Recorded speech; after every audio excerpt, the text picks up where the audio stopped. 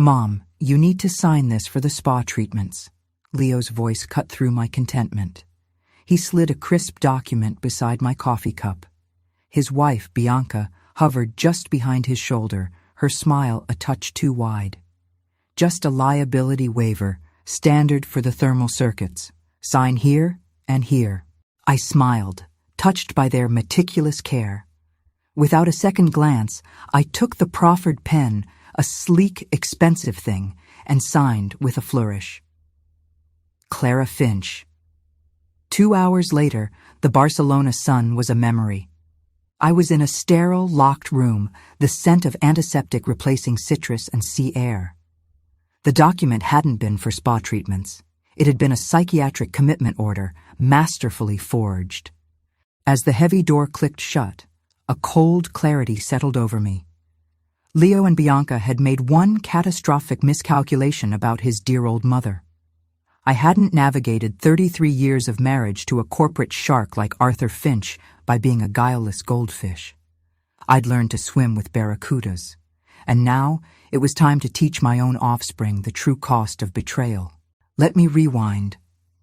3 weeks earlier, I was just Clara, adrift in my Phoenix living room, surrounded by the silent, expensive artifacts of a marriage that had been more of a protracted merger.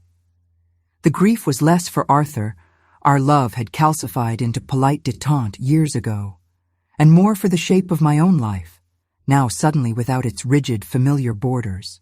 Then the cavalry arrived, Leo and Bianca, all earnest concern and glossy brochures.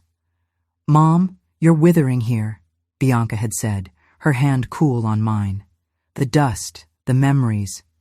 Leo and I want to give you a reset, a proper transition." Transition. The word would soon curdle in my stomach. They presented the trip to Spain as a gift, all expenses paid. "La Casa de la Luz," Leo said, his eyes shining with what I mistook for filial devotion. "It's exclusive, holistic. They specialize in life transitions for people, well, for people at your stage, my stage, as if life were a play and my act was nearing its curtain call." The irony was thick enough to choke on. The ones who needed help transitioning were the two about to be launched into a reality they'd never anticipated. The facility, when we arrived, was breathtaking. A converted modernista mansion, all swirling ironwork and vibrant tile, lush gardens, a tranquil courtyard fountain, the very picture of serene, expensive care. It was a beautifully painted cage. "Senora Finch, welcome." The man who greeted us was Dr. Alvaro Vega, impeccably dressed in a suit that cost more than my first car. His smile was a professional tool. "We have been expecting you." Of course they had. The planning had likely begun the moment Arthur's will was read, leaving me in control of the entire $2.8 million estate, the Scottsdale house, and his rather obscene life insurance policy. A powerful motivator indeed. "The grounds are stunning," I remarked to Dr. Vega, playing my part, the confused, grateful widow. "How long has the center been operating?" "We have guided many families through difficult passages," he replied, his voice smooth as oil. "The journey can be disorienting, but we provide a compass." Bianca looped her arm through mine. "We read so many reviews, Clara. This place is the best for adjustment support." There was that word again, adjustment. I was beginning to adjust to the idea that I had raised a stranger. My room was lovely, with a view of a bougainvillea-drenched wall. Bianca chattered brightly as she unpacked my suitcase, folding my clothes with a care she'd never shown before. Through the door, left slightly ajar, fragments of Leo's conversation with Dr. Vega drifted in. "Guardianship is temporary, but the American consulate understands medical necessity. Clear cognitive decline since the funeral. Medical necessity. For a woman whose only ailment was a broken heart and a suddenly suspicious mind." I felt a hot spike of anger, but I let it cool into a hard, diamond-sharp resolve. I smiled vacantly at Bianca. "Mom, we have to run to Madrid," Leo said, reappearing. "Some urgent business with an investment. We'll be back before you know it." "Take all the time you need, darling," I said, my voice sweet and thin. "I'm in such good hands." As their taxi vanished down the cypress-lined drive, I felt it. Not just hurt, but a pure, undiluted fury. It was terrifying, and it was utterly, wonderfully energizing. Dinner was served in an elegant dining hall. I made polite conversation with my fellow guests. Elena, a sharp-eyed woman from Seville, spoke perfect English. "How long have you been at La Casa de la Luz?" I asked. 10 months, she whispered, pushing her food around her plate. "My son says I have vascular dementia. I forget where I put my keys, Clara. I do not forget my own name or my birthday, or the fact that my son's new sports car appeared the week after I arrived. 10 months. My blood turned to ice. This wasn't a wellness retreat. It was a private, for-profit psychiatric holding pen. The other guests were a mix of the genuinely ill and the conveniently disposed of, wealthy parents, difficult aunts, inconvenient spouses, all with families who stood to gain from their absence. The next morning, Dr. Vega arrived with his clipboard. "Some routine paperwork?" "Senora Finch, to formalize your care." I peered at the forms. Commitment order, financial power of attorney, temporary guardianship transfer. My son hadn't just parked me. He was paving a road to my complete financial erasure. "Doctor," my glasses, I murmured, squinting. "Could you just tell me what they say? I trust you." His smile was patronizing, perfect. "Of course, these protect you. Your son mentioned some memory lapses. These allow him to manage complexities while you heal." Memory lapses. The only thing slipping my mind was how I'd failed to see the monster my son had become. I signed with a deliberately shaky hand, but my mind was a steel trap, capturing every clause, every official-looking stamp. My treatment team was introduced. A psychiatrist, Dr. Silva, whose English was too poor for a real diagnosis. A social worker with detailed, wholly fictional notes about my paranoid fixation on financial theft, and conversations with my deceased husband. A nurse who watched me like I might shatter at any moment. "We will begin a mild anxiolytic," Dr. Silva said, "to ease the transition. Many find it helps them accept their new reality. Drugs, of course, sedate the problem, loot the accounts." I nodded, a docile lamb. My salvation came in the form of a janitor. Mateo Ruiz was a quiet man in his 50s, cleaning the halls with a weary efficiency. During reflection time in the library, he dusted near my chair. "Señora," he said softly, not looking at me. "You are not like the others they bring here." "How so, Mateo?" "The ones brought by family. They are already lost in fog. Your eyes are clear." He risked a glance. "Your son. He made a special donation to the facility. A larger donation. A bribe. This wasn't just exile. It was a purchased life sentence. But Leo had forgotten. His mother had spent a lifetime auditing Arthur's business dinners. I knew a corrupt deal when I saw one. By day 4, I had a routine and the beginnings of a plan. Morning pills, hidden under the tongue, later flushed. Therapy, where I leaned into a befuddled act. The schedule was rigid, and rigidity creates predictable gaps. The emergency exit in the laundry room had a magnetic alarm. A simple piece of electrical tape, applied just so, could fool it. Arthur had once explained such systems, boasting how his office was impenetrable. I'd listened, more than he'd ever known. The real problem wasn't escape. It was evidence. I needed those forged documents, the financial records. Without proof, I was just a delusional old woman. "The papers you signed," Mateo whispered 2 days later, slipping me a folded napkin during lunch. A crude map was drawn on it. Dr. Vega's office, 2nd floor, west corridor. The files are in his desk, the lower drawer. He leaves for a conference in Valencia tomorrow. The risk was monumental. Getting caught meant being moved to the secure wing, a place Mateo described with a shake of his head that spoke volumes. But staying meant a slow, medicated death. That night, I moved. The tape on the alarm contact, the silent dash through the laundry room, the cool Spanish night air on my face. It felt like being born anew. I walked to a town, found a locutorio with internet, and began to weave my counterweb. Spanish elder law, the American consulate in Barcelona, and most crucially, a lawyer named Isabella Marquez, whose practice focused on international guardianship abuse and whose online presence crackled with fierce intelligence. My email to her was concise.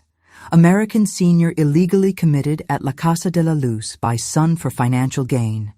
Have evidence, need extraction and legal canon. By 5:45 a.m., I was back in my bed, heart pounding a victorious rhythm. The digital die was cast. Isabella Marquez arrived like a thunderstorm. She was in her 40s, with a severe black bob and eyes that missed nothing. Dr. Vega practically tripped over himself, escorting her to me. "Senora Finch," she said, her voice crisp. "I am here at the request of the U.S. consulate. Do you understand why you are in this facility?" I let my gaze wander vaguely. "My son, he said I needed rest. After my Arthur. Did you sign legal documents upon arrival?" "Oh, papers. Yes. Dr. Vega helped me. My eyes, you know." I gestured helplessly. Isabella's pen flew across her pad. She understood the game. The machinery of justice, once engaged, moved with startling speed. Spanish social services arrived. A consular officer named David followed. The facility's facade of serenity began to crack. The phone call from Leo was panicked. "Mom, some lawyer called me. Just tell everyone you're happy. Don't talk to anyone." "I'm trying, Leo," I quavered, "but it's also confusing. When are you coming?" "Tomorrow, just hold on." He arrived with Bianca, both wearing the strained smiles of people watching their masterpiece burn. They found me in the visiting room, playing my part. "Mom, you haven't signed anything else, have you?" Bianca's grip was tight. Before I could answer, Isabella entered, flanked by officials. "Mr. Finch, we need to discuss the psychiatric evaluation in your mother's file. The one dated before she left Phoenix, conducted by a Dr. Evans who was, according to his office, on sabbatical in Patagonia at the time." Leo's face went ashen. "There must be a mistake." "And the $40,000 facility enhancement fee you wired," David from the consulate added. "Quite generous for basic care." That's when I let Clara Finch fall away.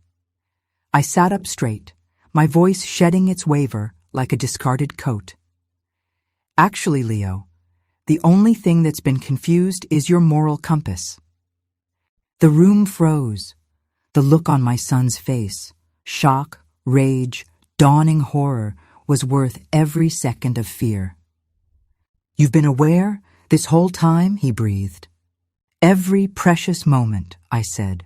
"And while you've been plotting, I've been planning. Your forged documents are with the Spanish police. Your financial machinations are being unpicked by my lawyer in Phoenix. And your generous fee here is evidence of bribery." Isabella placed a hand on my shoulder. "Senora Finch is pressing charges for false imprisonment, fraud, and conspiracy. Spanish authorities have questions of their own." As they led my spluttering children away, I felt a seismic shift within. The weight of being Arthur's wife, Leo's mother, the placid woman, it evaporated. I was Clara. Just Clara. And I was furious. And I was free. But back in Phoenix, with my lawyer Patricia Chen, I learned the horror was deeper. The investigation into Leo's finances revealed connections to a man named Dr. Robert Shaw, a psychiatrist, and to a company called Golden Path Advisory. A life insurance policy for $2 million had been taken out on me 6 months prior, with a double indemnity clause for death abroad. It wasn't just theft, it was murder for hire, with my son as the contractor. "Clara," Patricia said gently, "this goes beyond your family. This is a syndicate." The FBI was called. Agent Warren Holt laid it out. Golden Path was a nationwide operation. Identify wealthy, isolated seniors, manufacture a crisis, forge commitment, seize assets. My son was a junior partner in a machine of greed. Then, Agent Holt made his proposal. Golden Path's annual symposium was in 2 weeks in Las Vegas. A gathering of vultures. They wanted me to go undercover as Eleanor Vance, a wealthy, paranoid widow. The goal? Get them to solicit me on tape. "It's dangerous," Holt said. "If they suspect you—" "They already tried to kill me," I replied. "I'd rather meet the devil I know than wait for him to come knocking again." The Venetian in Las Vegas was a temple of illusion, a fitting venue for Golden Path's masquerade. As Eleanor Vance, in a gray wig and tasteful diamonds, I was the perfect mark, recently widowed, rich, and afraid of my grasping nephew. The attendees were the professional elite of predation. Smooth-talking financial advisors, compassionate-seeming psychologists, unctuous elder law attorneys. The seminar titles were masterpieces of euphemism, asset sheltering incapacity challenges, international respite care options. I met other marks, sweet, confused Helen from Florida, quiet, nervous George from Oregon.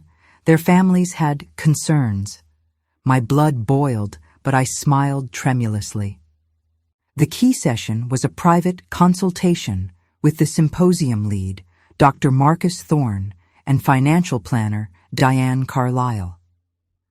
They described in chilling detail the full-service package for someone in my precarious position.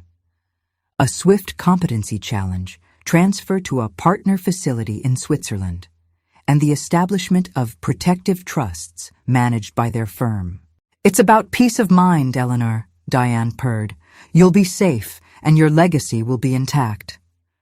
They were describing my own attempted murder back to me. I pretended to be convinced, relieved. Then, the seismic shock. Dr. Thorne's phone buzzed. He glanced at it, then smiled at me. "A happy coincidence. One of our most successful clients is here today. He had a very smooth transition with his own mother recently. Perhaps you'd like to meet him. His name is Leo Finch." The world narrowed to a pinprick. Leo was here. Not just a client, but a success story, a referenced. He was selling my murder as a business model. "I would love to," I whispered. The dinner was set for that evening, a celebration of my decision to choose Golden Path. As I dressed, Agent Holt's voice was tense in my earpiece. "Clara, we have a problem. Leo made bail in Spain. Amber's breakdown was a convincing act. He's here in the States. And his ankle monitor just went offline. He's in the wind." My son was loose, and he was coming to dinner. The private dining room was opulent, a bubble of crystal and soft light floating above the Vegas chaos. Dr. Thorne, Diane Carlisle, and 3 other Golden Path principals were there.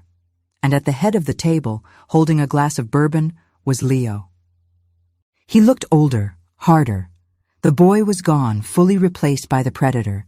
"Eleanor," he said, rising with a polished smile. "Marcus tells me you're navigating some familiar family dynamics." "It seems so, Mr. Finch," I said, taking my seat. "I understand you had to make difficult choices for your mother." A shadow passed over his face, quickly masked by somber professionalism. Yes, Clara was fading. It was a mercy in the end. She passed last month. The table offered murmured sympathies. I let the silence stretch, then take on weight. How extraordinary, I said, my voice dropping its Eleanor Vance tremolo. I reached up and pulled off the gray wig, shaking out my own silver hair. Because I'm Clara Finch, and reports of my death have been greatly exaggerated. The room erupted, chairs scraped. Diane Carlyle gasped. Dr. Thorne's face contorted in fury as he understood the trap. But Leo just stared. He didn't look surprised. He looked resigned. And then, chillingly, he smiled. "Hello, Mother. I wondered if you'd have the nerve." "You taught me to always check the fine print, Leo." I stood. "And you all have just dictated your confessions to the FBI." Agent Holt's voice boomed from speakers. "FBI! Everyone remain seated!" Chaos. Leo didn't run. He looked at me across the ruined table. "You know, I learned from the best. Dad always said sentiment was a liability." "Your father was a cold man," I said, as agents swarmed the room. "But he wasn't a monster. You upgraded." As he was cuffed, he said one last thing. "You win, Mom, but it must be lonely at the top." 6 months later, the trials were over. Leo received 22 years for conspiracy, fraud, and attempted murder. The Golden Path Network was dismantled, its assets seized. Helen, George, and others were saved. A victims' fund was established. I stood on the patio of my Phoenix home, now truly mine. The desert sunset painted the sky in shades of rose and violet. The FBI compensation and civil settlements had left me with more money than I'd ever need. But the real wealth was in the quiet, in the unshakable knowledge of my own strength. My phone rang. It was Agent Holt. "Clara, we just got the final extradition from Switzerland. The director of the clinic there rolled over on everyone. It's done." "Thank you, Warren. What will you do now?" I looked at my garden, where I'd planted a new rose bush, a vibrant, resilient variety called a fighter. It was already putting out new growth. "I think I'll travel," I said. "On my own terms, and maybe write a book, not a memoir of victimhood, a manual on survival." I hung up and breathed in the clean, dry air. They had tried to write me out of my story, to relegate me to a footnote in their narrative of greed. Instead, they had given me the pen. And my next chapter, I knew, would be breathtaking. The silence after the storm was deafening. My home, once a place of quiet loneliness, now felt like a stage after the final curtain. The adrenaline that had fueled me for months had drained away, leaving a profound exhaustion in its wake. I was safe. I was rich. I was utterly, disorientingly free. The first letter arrived a week after Leo's sentencing. Plain envelope, typed address, no return. Inside was a single sheet of paper with a typed message. "They are not all gone. The roots go deeper than the branches you cut. Watch the money. Watch your back." It was unsigned. Agent Holt dismissed it as the work of a disgruntled associate trying to scare me. "Standard post-conspiracy crank stuff, Clara. We've got everyone who mattered." But it planted a seed. I couldn't just return to gardening and book clubs. The victory felt incomplete. Golden Path was dismantled, but the soil that grew it, the desperation, the greed, the legal gray areas, was still fertile. I decided to use my money and my notoriety for something beyond myself. With Patricia Chen's help, I established the Finch Foundation for Elder Justice. We funded legal aid, supported legislation to close guardianship loopholes, and created a national database of questionable facilities. I became a reluctant public figure, giving interviews, my face on magazine covers with headlines like "The Widow Who Fought Back." This visibility, I quickly learned, was a double-edged sword. It attracted allies, but also ghosts. The second letter came a month later. This one was handwritten in an elegant, looping script. "Mrs. Finch, your courage is admirable. But you are looking at the foot soldiers, not the generals. The money from Golden Path didn't vanish. It was laundered through a shell corporation called Argentum Ventures. Look at the board. You might recognize a name. A friend. This was different, more specific. I took it to Agent Holt. He was more interested this time. Argentum Ventures. That's a new thread. I'll have our financial crimes unit pull the thread. But I was tired of waiting for the wheels of bureaucracy to turn. I still had the skills I'd honed in Spain and Vegas: research, pattern recognition, a deep suspicion of easy answers. Using the foundation as a cover, I hired a discreet, ex-governmental forensic accountant named Silas Brandt. He was a man of few words and formidable talent. Find Argentum Ventures, I told him. Trace every penny that flowed from Golden Path through it. I want to know who was at the end of the chain. Silas worked in the shadowy world of offshore accounts and layered corporations. 2 weeks later, he sat in my home office, his expression grim. Argentum is a maze. It's registered in the Caymans, owned by another shell in Luxembourg. But the payments? They're consistent.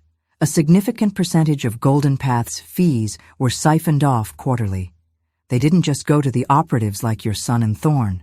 A substantial tax was paid upward. To whom? Ultimately to a trust, the Ethelred family office. The name meant nothing to me. Silas pulled up a document on his laptop. The director of the Ethelred Trust is a lawyer named Charles Winthrop. The air left the room. Charles Winthrop, Arthur's oldest friend, his college roommate, the best man at our wedding. Uncle Charlie, who had dandled Leo on his knee, who had consoled me at Arthur's funeral, whose firm had handled Arthur's will, the will that left everything to me. It can't be, I whispered. He's family. Financially, he's the principal beneficiary of the syndicate that tried to kill you, Silas said flatly. My analysis suggests he was the architect. Golden Path was a franchise. He was the franchisor. The betrayal was so vast it was almost comic. Arthur's best friend. My mind raced, recontextualizing decades of dinners, holidays, casual advice. Had Arthur known? Was my entire marriage a lie within a lie? The nausea was overwhelming. I called Agent Holt. His reaction was a low whistle. Winthrop. That's a powerful name. He's connected, Clara. Philanthropist, sits on museum boards. This is no longer just an elder abuse case. This is a potential conspiracy with tentacles in legitimate institutions. We need proof, I said, my voice steel. Not just financial trails. We need something that links him directly to the violence, to the murder plots. Then we need someone on the inside, Holt said, and we have no leverage to flip anyone that high. But I had an idea, a dangerous, probably stupid idea. What if we gave him a new target? The plan was audacious and personal. We would use me as bait, again, but this time for the Kingpin. I would publicly step back from the foundation, citing emotional exhaustion. In private, through carefully leaked channels, a narrative would spread. Clara Finch was cracking under the pressure. She was paranoid, reclusive, her judgment faltering. She was, in essence, becoming the perfect Golden Path mark. Patricia Chen would play her part, expressing concern to mutual acquaintances in the legal community. Silas would create a false financial trail showing me making erratic investments. We would dangle the ultimate prize, a vulnerable, wealthy widow with a broken spirit, ripe for the picking. The goal was to lure Winthrop, or his direct subordinates, into making a move, to solicit me for services, to reveal the machine still operated. The hardest part was the performance. I had to become a ghost of myself in public, missing speaking engagements, giving rambling interviews, being seen wandering my neighborhood garden at odd hours. The press, ever fickle, began to run stories questioning my stability. Heroin or hysteric, one tabloid headline read. The third letter arrived not by post, but left under my door. Same elegant handwriting. The performance is convincing, but he is cautious. He needs more. A public breakdown, a documented lapse. Then the offer will come. Burn this. I showed it to Holt. Your pen pal is back, and they're giving you direction. This is high risk, Clara. They could be setting you up. Or there's someone inside Winthrop's organization who wants him gone, I countered. Either way, it's the only path forward. The public breakdown was staged at a charity gala for the very museum Winthrop chaired. In the middle of a dull speech, I stood up, knocking over my water glass. I pointed a trembling finger at a random elderly donor. You were at the facility in Spain. I see you. Security gently escorted me out as a horrified room looked on. The video went viral. 2 days later, the call came. From Charles Winthrop himself. Clara, my dear. His voice oozed paternal concern. I saw that dreadful video. I'm so worried about you. Arthur would be heartbroken to see you like this. Charlie, I slurred, playing my part. It's all so much. The foundation, the money. People are watching me. Of course they are. You've been through a trauma. You need to get away, to be somewhere safe where you can heal. I know a place, a private clinic in Switzerland, the best in the world. Discreet. Let me help you for Arthur's sake. There it was. The offer? The same script, but from the master's mouth. I let relief flood my voice. Oh, Charlie, would you? I don't know who to trust anymore. We'll take care of everything, he soothed. My assistant will send the details. You just rest. The details arrived via a encrypted link. Brochures for Clinique du Sommeil, travel arrangements, and a lengthy assessment form that was a carbon copy of the one from Barcelona. This time, however, the financial annex was more sophisticated, involving the transfer of my foundation's assets into a charitable trust managed by the Ethelred office. We had him. But we needed the face-to-face meeting, the explicit discussion of intent.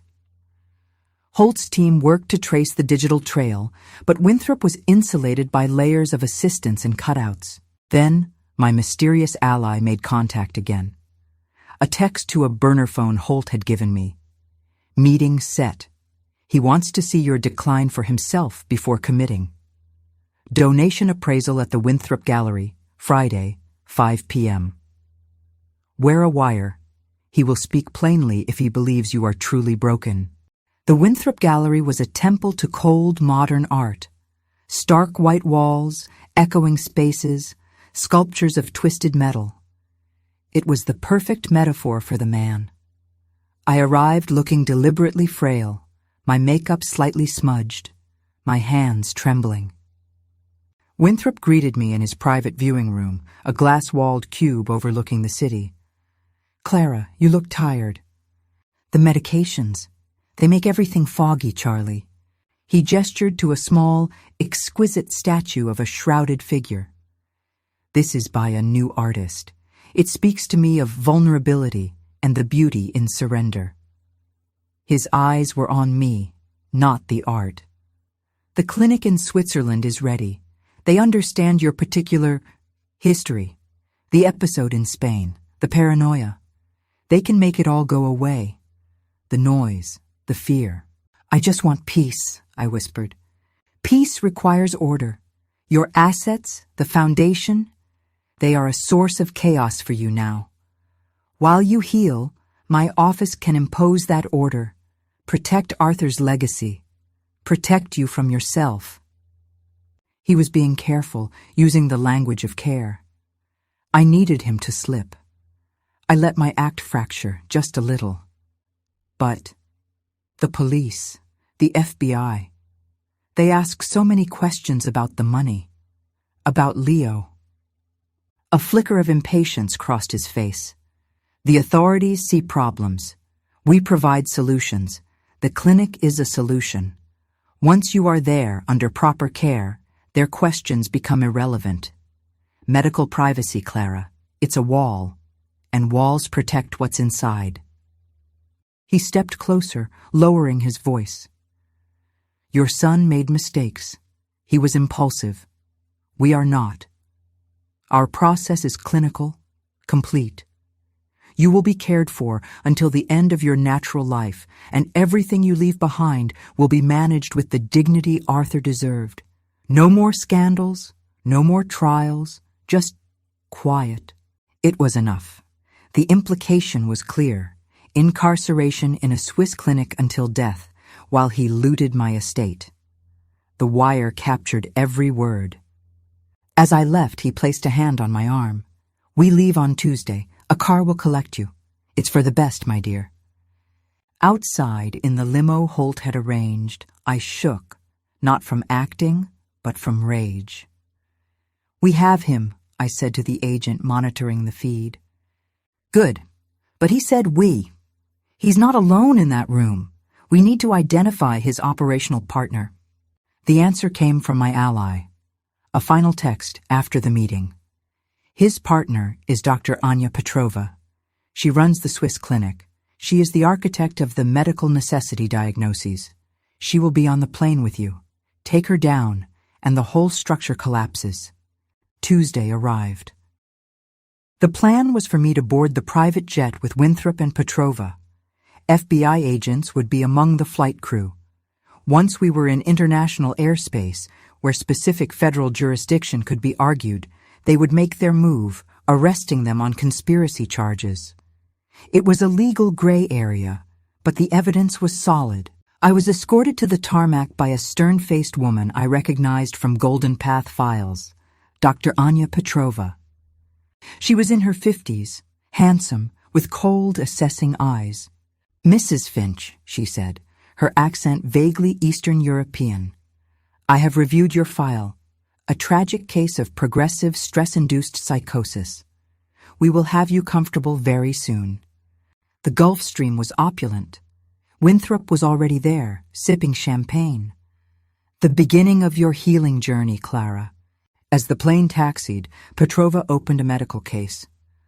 A simple sedative to ease the journey. She prepared a syringe. This wasn't part of the plan. A sedative could complicate everything. I panicked, playing my part to the hilt. "No, no needles! You're one of them! You want to silence me!" My struggle was convincing. As I knocked the syringe from her hand, Winthrop stood, his mask of concern falling away. "Anya, control her!" Petrova grabbed my arm hard. At that moment, the cockpit door opened. Not an FBI agent, but the co-pilot, a man I didn't recognize. "Everything all right back here, Mr. Winthrop?" Winthrop's eyes darted to him, a silent communication. The co-pilot nodded and retreated. A cold realization dawned. Holt's agents weren't on board. Something had gone terribly wrong. "We had a last-minute crew change," Winthrop said smoothly, reading my terror.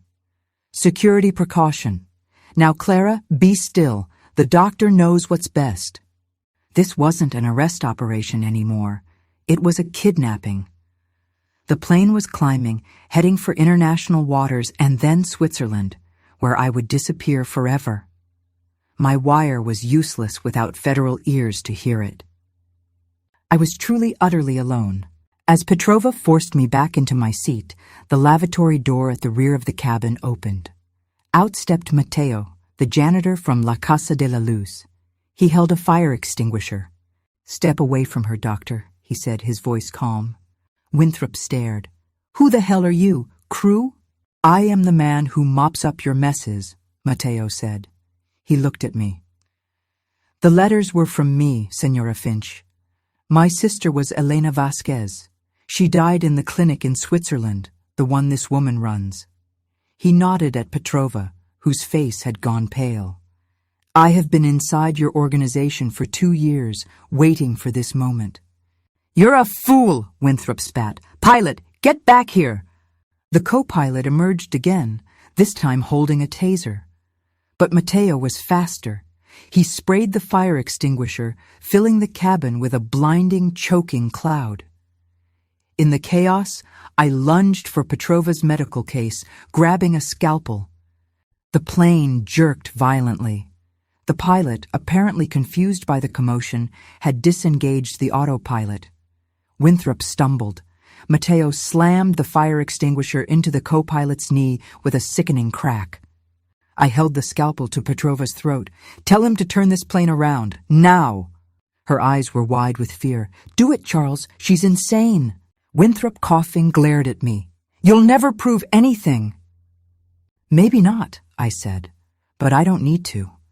We're going back, and you're going to explain to the FBI why you were fleeing the country with a sedated woman and a doctor with a history of fraudulent diagnoses. Matteo has years of records, emails, transfer orders, death certificates." The fight left Winthrop's eyes. He saw the edifice crumbling.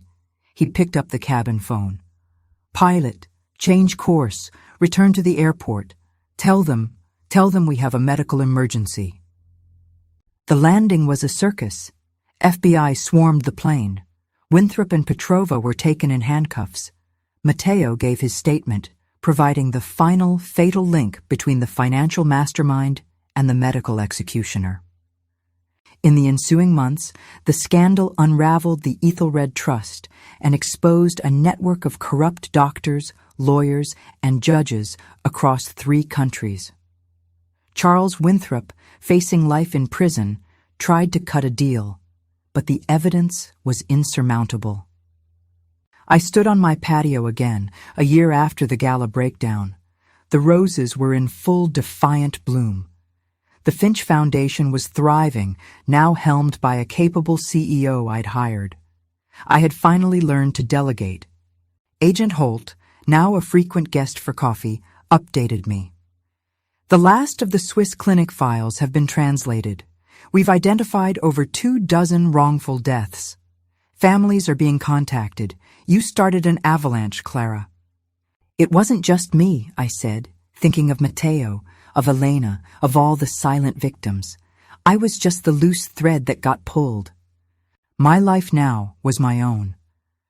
I traveled, but for pleasure, a walking tour in Tuscany, a silent retreat in Bali.